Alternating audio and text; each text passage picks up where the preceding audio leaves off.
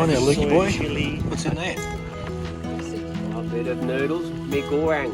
Mee goreng. Mee goreng, Meats. bro. Mee goreng. Veggies. Oh, Just jeez. adding the chili.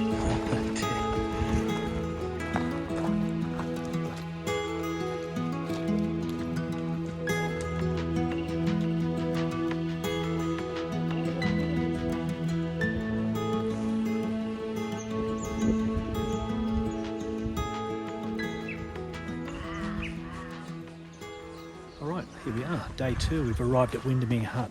That was about an 8-kilometre walk. Not too bad, a little bit undulating, but overall, good walk. Tomorrow's the big day. I think it's about a 17 or 18-kilometre walk. So today, we're expecting the rain, but this is my home for the night.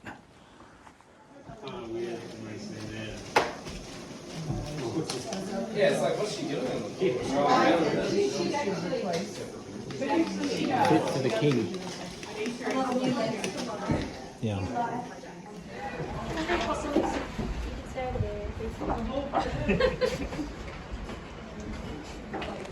don't know if it's the right decision, this.